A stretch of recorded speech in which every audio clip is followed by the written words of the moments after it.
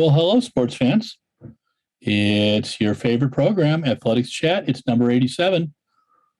The good-looking guy in the middle, Stuart Weir. The gentleman with the hat in the 2005 Helsinki shirt on is Larry Eater.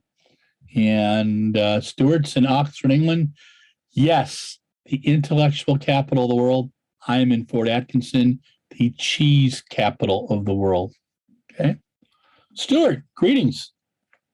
Yeah, let me just tell you that, not that I believe in this at all, but 87 is an unlucky number in Australian cricket because it's 13 short of 100. Wow. Well, and most of our listeners and viewers are cricket fans, so they will appreciate that. Yeah. Without cricket, is there a real meaning in the world? So we've got a plethora of topics. Yeah. Let's start with the happy ones. Mo's returning. Yes. I mean, I have to say that I wondered if we would see Mo again on the road, on the track, because, I mean, he's just short of his 39th birthday. He's won enough to not have to prove anything to anyone, but he's running a 10K in London in May. That's on the roads, correct? Yes. Okay. He wasn't. I just wanted to make sure he wasn't running the night of 10K PBs. Well, we do not know either way on that. We know that he has signed up to run this road race, which is also a mass participation event. Whether he might, given that there are 3 championships this summer, whether he might decide that he's going to go for the Worlds, the Commonwealth, or the European, who knows? I mean, the problem he had last year was that he had some injuries, of course, but he didn't make the qualifying standard for the Olympics in 2 goes. So even if he had made it, he probably wouldn't have been competitive. And, when you've been as good as he has to dominate his event for 6 years, I just asked the question, whether he would actually want to go to a championship not thinking he could win it. The only parallel I can think of is in tennis, where Andy Murray, who's won the big tournaments, had hip surgery, and he's playing at the moment and sort of going out in the first and second and third rounds. And again, I find it quite fascinating what he's getting out of that. I mean, he just says he loves playing tennis, and perhaps Mo would say, I love running, and I love running in championships. But it's interesting at the first stage. He hasn't said that he's doing the night of the 10K, but he hasn't said he isn't. Yeah. Any indications on his fitness level? Well, no, because he hasn't run since last summer. Okay, I'm going to. We'll have to check in with Ricky and see if we can get a little information. But yeah. And you were able. Actually, the funny thing was last night I watched the 2017 5,000 meters from London, which was a very, very entertaining race. And I watched the World Athletics feed, which I thought was quite good. And a lot of times that's the ones that I find on YouTube. And I was sitting here editing last night, and and thank you for your pieces on Birmingham. And it was just nice to see our friend Mo. I believe you and I got to see him run his last track race, that one in, the last track race we thought he was going to do in 17, the one in the Weltklasse, right, in Zurich. That was a pretty fun race there. Some great pictures out there. So you got to go to a real live track meet this weekend, my friend. How was that? Well, it was great to be there, and it was incredibly high quality, really. I mean, we had Elaine Thompson here winning the women's 60 meter. Just to show you the standard, I mean, her time was 7:08, and she was disgusted with the time that she wasn't under 7 seconds. And then we had a phenomenal men's 60 with Noah Lyles beating Ronnie Baker by about a thousandth of a second. And then Elijah Hall in third place, a full hundredth of a second behind them. The middle distance running was really where it was at.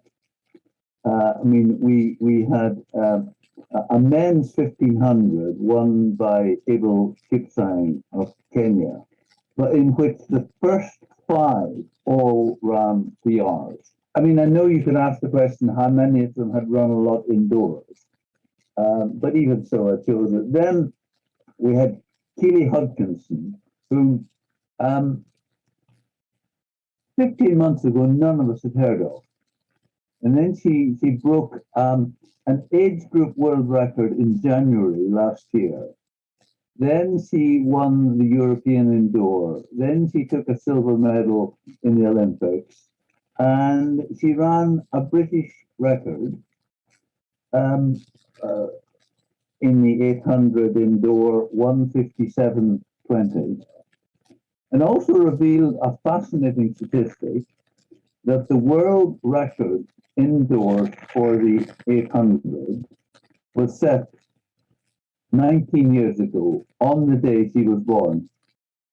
Wow.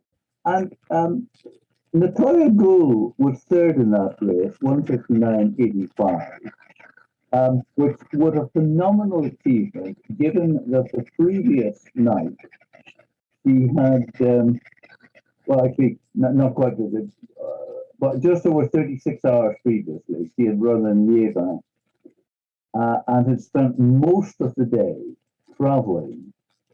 Her day off in between, most of it was spent on trains, waiting for trains, because we were in the middle of this horrendous storm. So, for her to go out exhausted and still run under 2 minutes was pretty fantastic. And the women's 1500 won by Dawit Seom of Ethiopia, but then with Sarah Healy, Lyndon Hall, Amy Eloise Markovic, and Erin Wallace, all of them running PRs. And then a lovely 1,000-meter race, which was originally set up for Laura Mueller to try to break the British record, but Laura unfortunately is injured and was present in Birmingham, but of crutches. And it was an interesting race because they had the pacemaker. Gemma Reekie was the only one who went to the pacemaker, but then she ran out of steam. And Isabel Boffey ran a superbly judged race to win that. So, yeah, and I mean, Grant Holloway, 7:41 to win the hurdles. Stephanie Ann McPherson running a PR to win the 400. Collins Kipruto beating Elliot Giles in the 800 by 300ths of a second. And an Australian jumping 197 in the high jump, but it wasn't Nicola McDermott, but Eleanor Patterson. And some Swedish pole vaulter, Duplantis, I think the name. Yeah, Mondo, right? 6:05. Wow. So he's sort of going up by a centimeter every time he competes, or so it seems. Sounds like a Mr. Bubka, Yeah, but actually, to be fair, he did attempt about 10 centimeters more and failed, and was typically quite annoyed that he hadn't got it. Yeah, but that last jump, Stuart, that he had, that last attempt was so close, and I think he's going to get it soon. So we'll keep our fingers crossed. Actually, I did not see any of the pole vault. There was so much going on that the pole vault was on the far side of the arena, and I was up and down and round and watching so much stuff. And the final thing to mention is the women's long jump. Now, we had no plasticine because they were using the new technology, which is an electronic means of checking if anyone's foot is on. It's electronic plasticine, I think you would call it.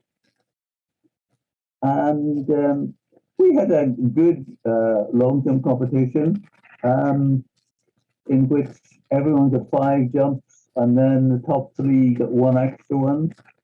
And but with the winner being the person who had the longest jump of the day, not just in the last round. And Keri Sanya of Sweden won that one with 670. And then there was a lady, Ivana Vuleta, who sort of confused me initially until I realized it was Ivana Spanovich, who has got married and changed her name. Yep. And, you know, the women's long jump will be one of the most competitive in our trials this weekend, with 2 places in the world indoors available. And there was Abigail Irizuru, Lorraine Ujin, and Jasmine Sawyers. And if the entry list is correct, Sarah Proctor is also going to be around at the weekend. So there's 4 people who've all done well at major championships in their time. 2 of them 7-meter jumpers, and only 2 of them can go to the world. So a fascinating competition coming up there. But really, I thought this meet was everything an indoor meet should be. You had the world stars. You had a good program across the disciplines, and you had loads of opportunities for British aspiring and up-and-coming runners to run. And I mean, the funniest thing that was said was Billy Hodkinson saying, you know, I've never run in front of a big crowd before. Just think about that, because her entire elite career has been during the pandemic. Wow! Oh my gosh, that's pretty amazing. Yeah, when you think about it, right? Talk to me about the crowd. Oh, it was a full house, sellout, and they were very engaged. Good. And I mean, it when I say it was a sellout and it was full, that was every seat taken, no social distancing. Mask wearing was not mandatory, and it was a good crowd, and they engaged very much. And I mean, several athletes said to me that they enjoy coming to Britain because the fans are knowledgeable and supportive, and they cheer for good performances wherever you're from. Yeah. That 1500 was pretty impressive on the men's side. What happened to our friend Jake Whiteman?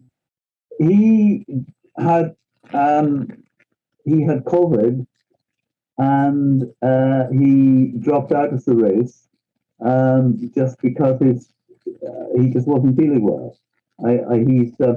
He was very frustrated by the I exchanged messages with him afterwards, but he just said he just had for the first time he'd ever dropped out of a race. But he just, I mean, I empathize totally with this, because I mean, I had COVID just after Christmas. I didn't have it badly, and at the moment I go and do a gym session and I'm fine, and then I come home and I can hardly go upstairs. Just suddenly the energy has gone, and I think that's just what Jeff experienced. That suddenly he had nothing in the tank. Wow. I mean, very, very frustrating for him, because I know he's hoping to do the 3 championships. I don't know whether he was planning. When did he get COVID? After he came back from New Balance? I'm not sure when it was. Yeah, because he had, that 750.96 and then a 737.5, 2 big, and the 750 was his PB before that was 813. So he had some big runs. Yeah, he did. That's too bad. What did you think of Grant Foster's race? impressive. He always is impressive. Does the crowd like him over there? Yeah, yeah. And we wouldn't have minded if Andrew Posey had beaten him, to be fair. Sure. But, sure. Posey was solid and in second place. Yeah, yeah. Did you talk to Noah Lyles after his race? I didn't speak to him. No, I didn't speak to him. How was the mix zone there? Was it the normal craziness, or is it a little more controlled?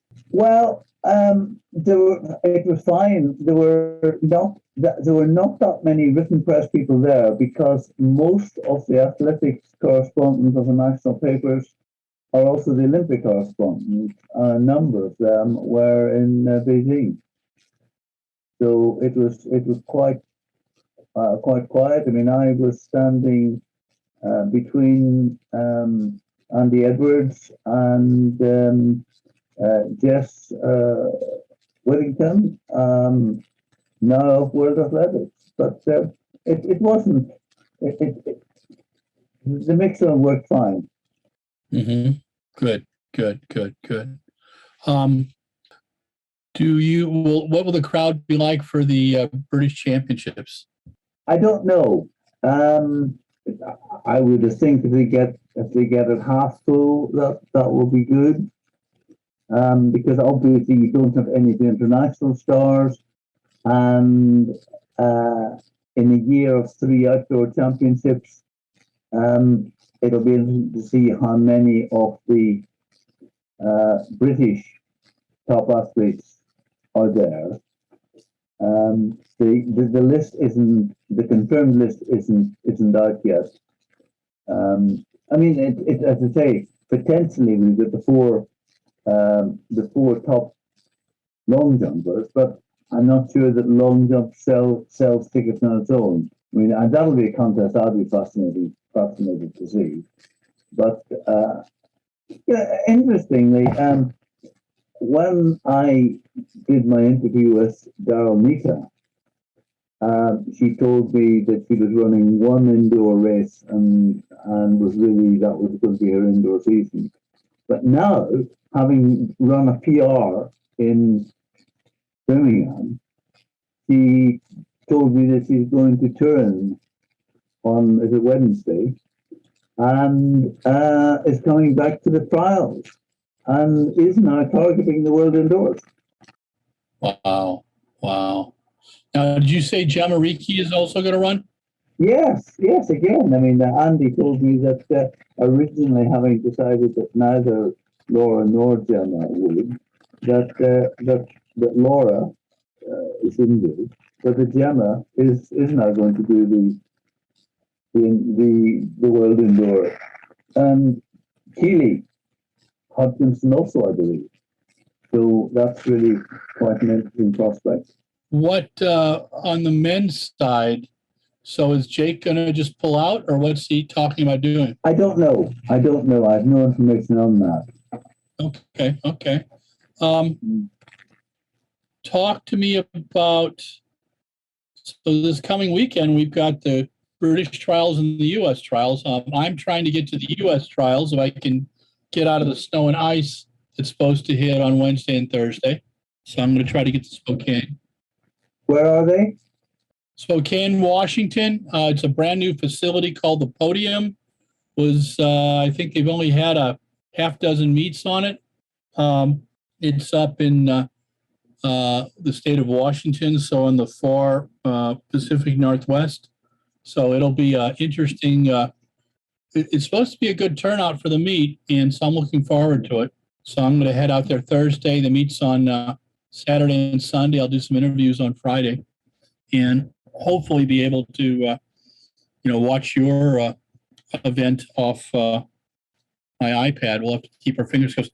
Are you guys doing streaming for the British Championships? I would think so, but I since I'm going to it, I haven't really taken much interest in that. Yeah, I mean, we're back in Birmingham, in the arena where the World 2018 was, and I think that's a nice facility.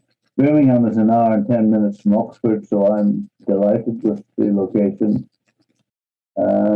Yeah. Same facility as this weekend?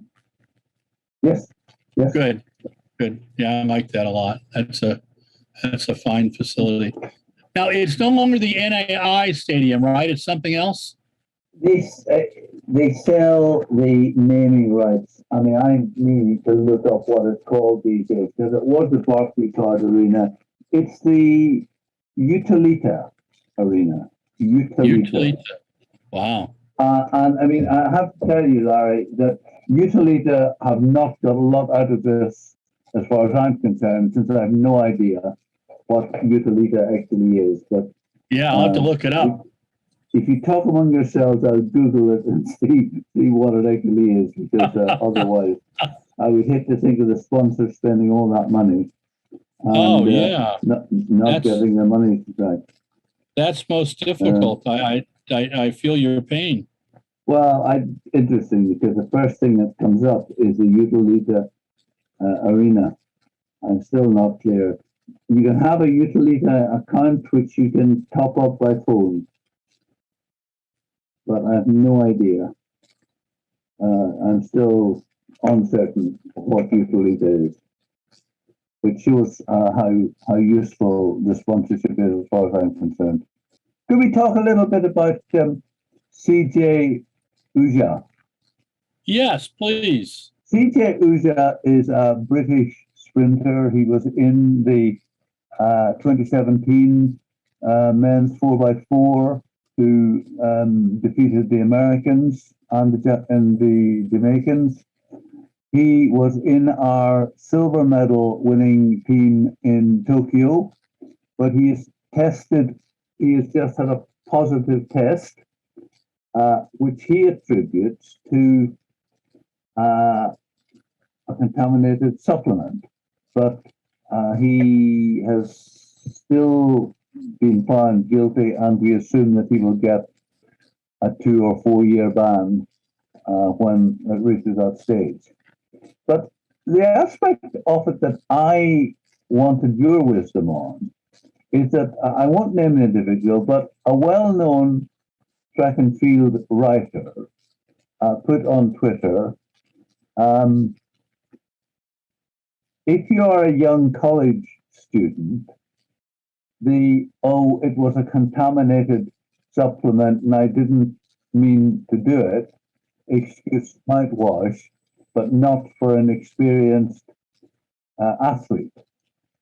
And actually, Richard Kilty, who's the one I really feel sorry for, because Richard Kilty, this was the first major medal that he's won in the relay squad, Olympic silver medalist. And, age is not on his side. He may not have another opportunity. And he was really being quite forthright in his comments, saying that only CJ knows the truth. So, I mean, I think the question I want to ask you is, do you think that what I just quoted is fair, or is it harsh that an experienced athlete cannot use it was a contaminated supplement argument and expect people to believe it? I think that the sports fans are incredibly cynical. I also think that outside of track and field, in most of the professional sports, I'm not sure fans even care when someone has a positive drug test. I also think that as a professional athlete, you get a lot of benefits. Possible sponsorship, possible travel around the world, the support to fulfill your dreams. I think your responsibility is to know what you eat, know what you put in your body, even if it is a mistake. I think it's really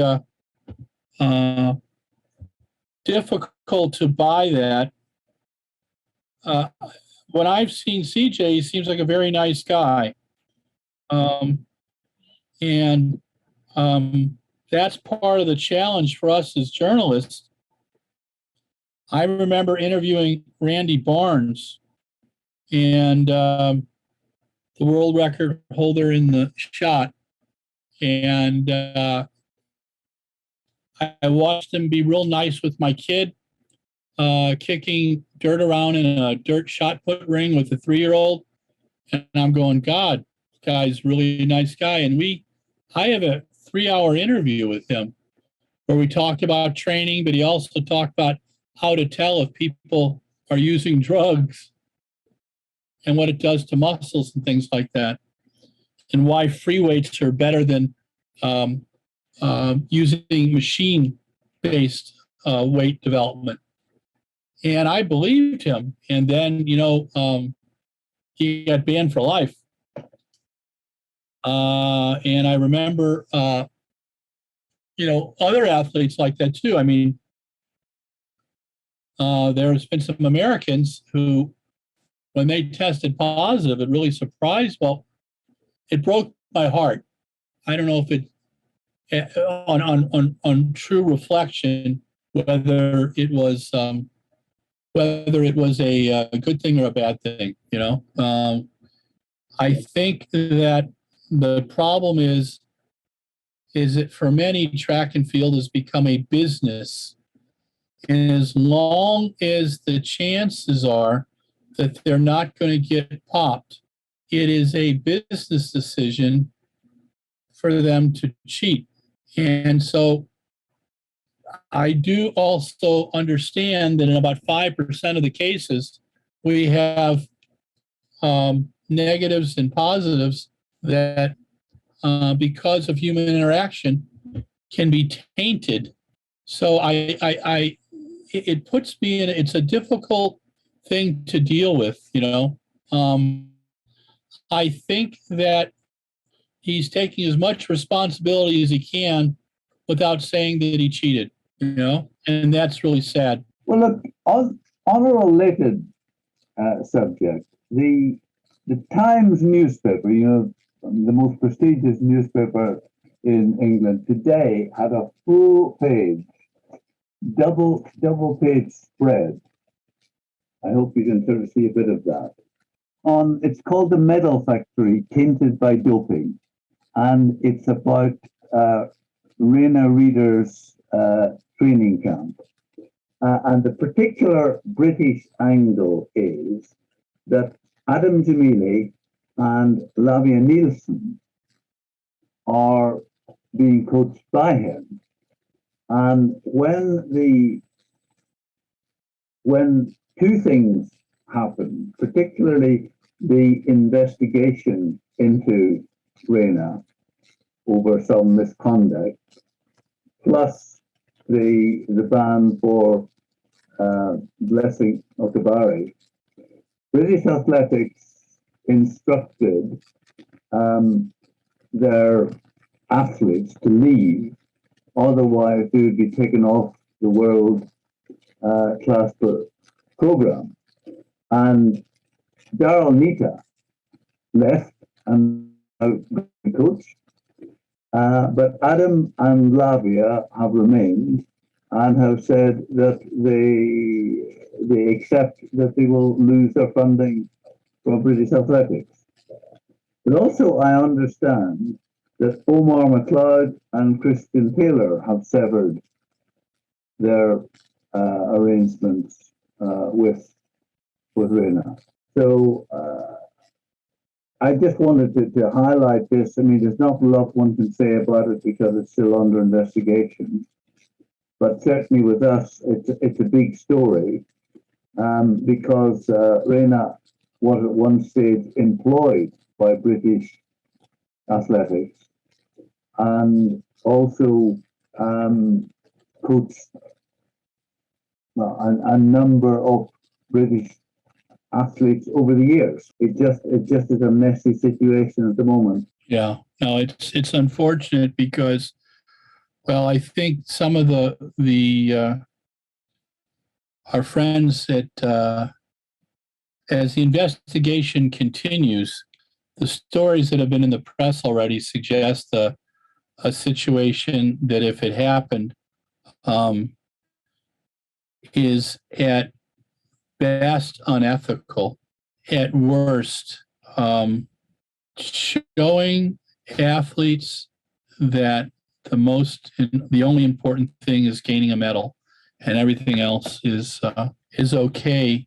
And I think that is a really sad thing to see. I mean, that was part of the situation when media went after Alberto Salazar, and they went after Neil Black and the whole group, and subsequent decisions with Neil being leaving, and then Alberto being banned, and it coming out now that Alberto has, and part of it was because of a real sexual harassment documented. One wonders with all these federations,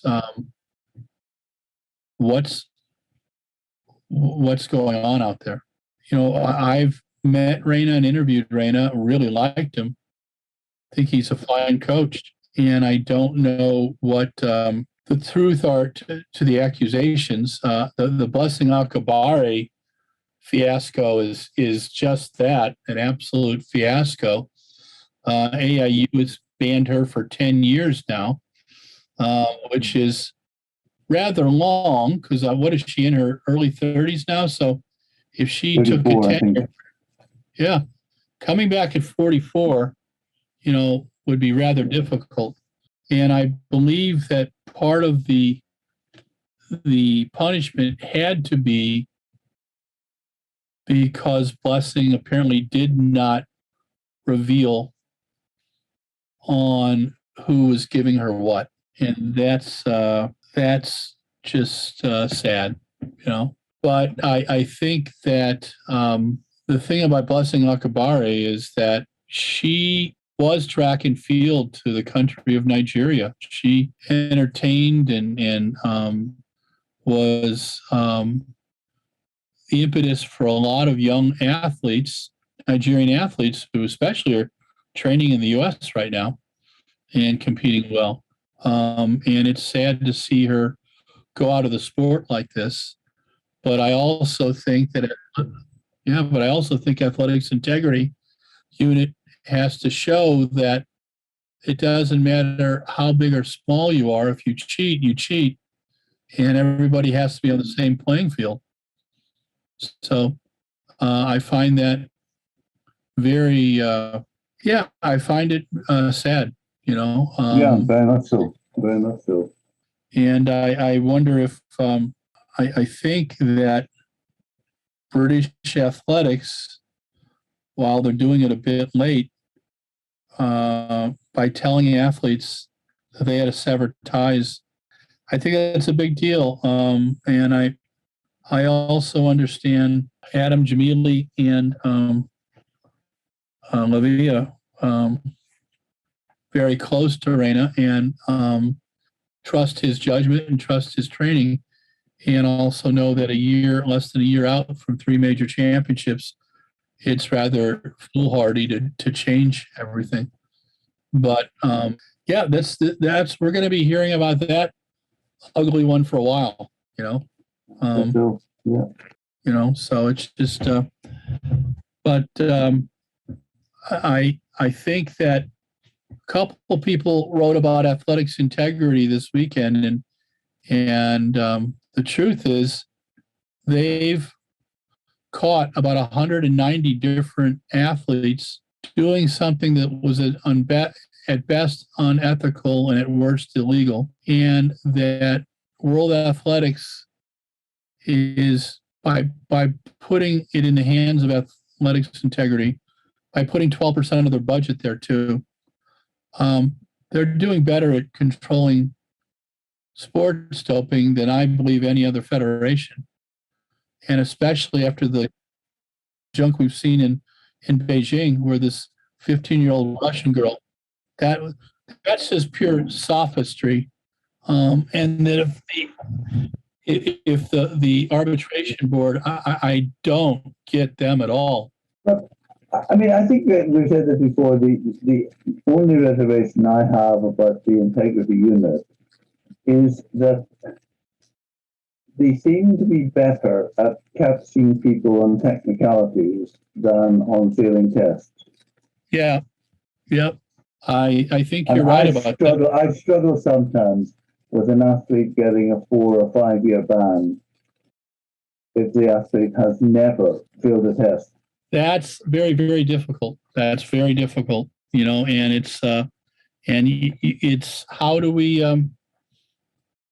how do you come to grips with that? That's a challenge. It's very frustrating for me too.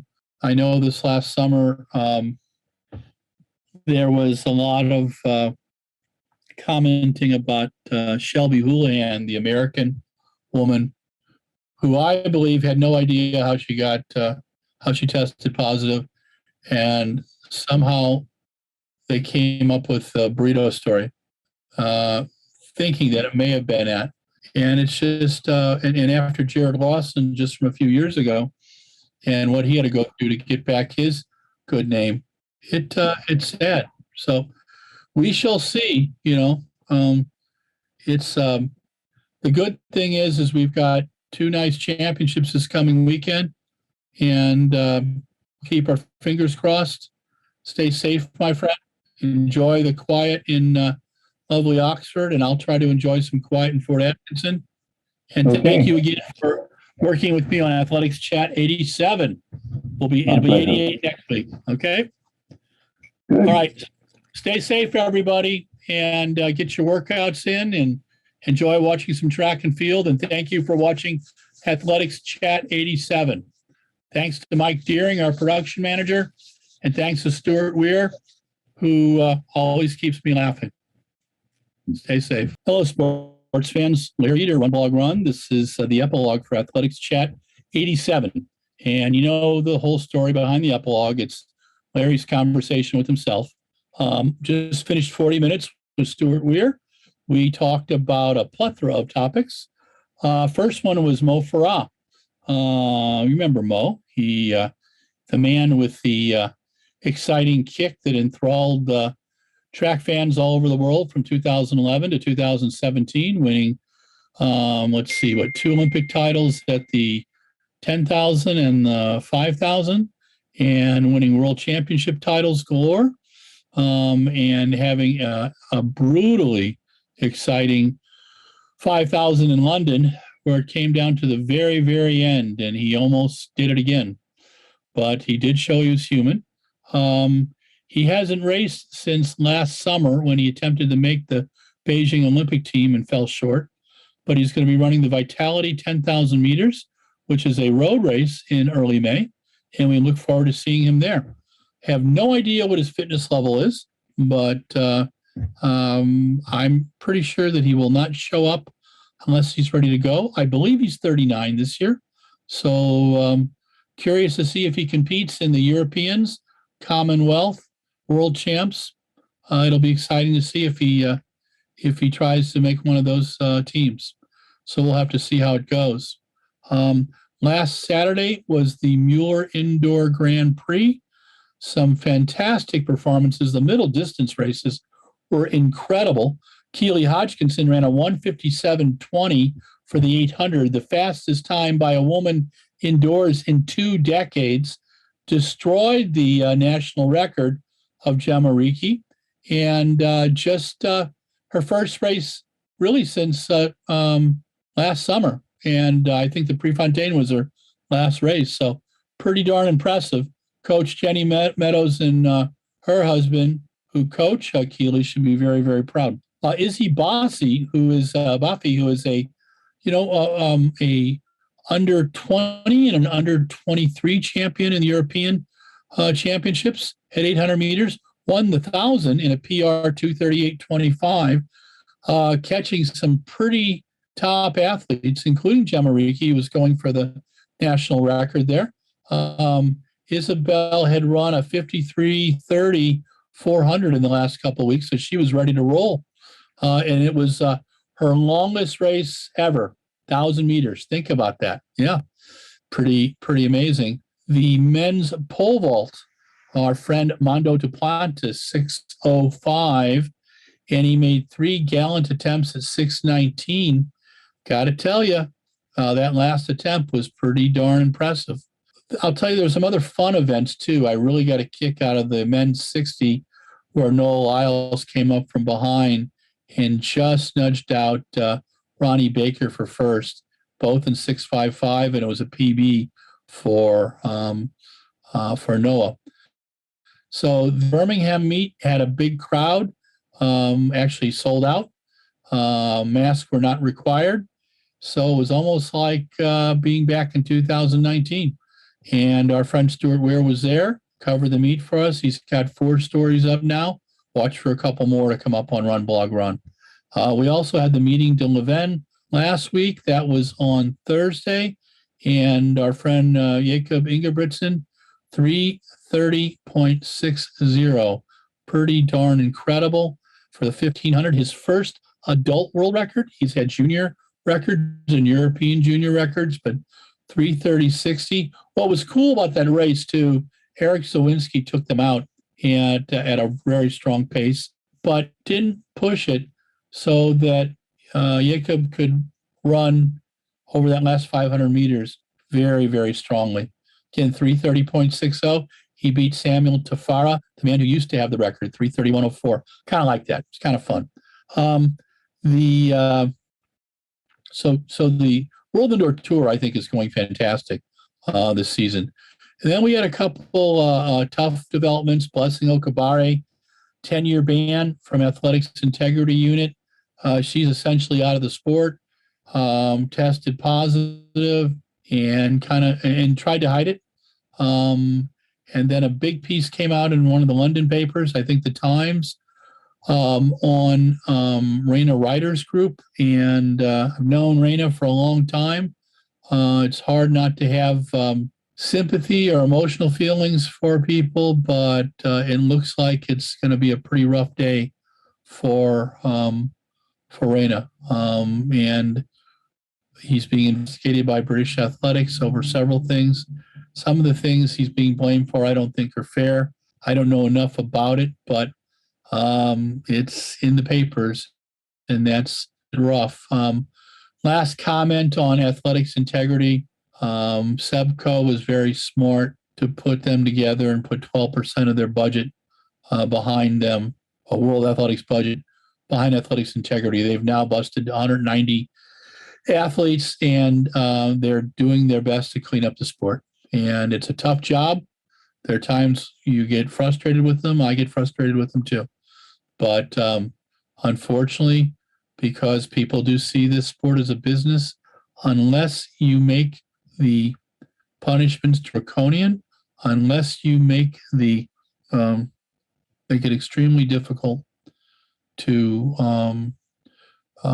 compete if you've cheated, or if and make the chances of being caught cheating really, really high, then people are going to cheat.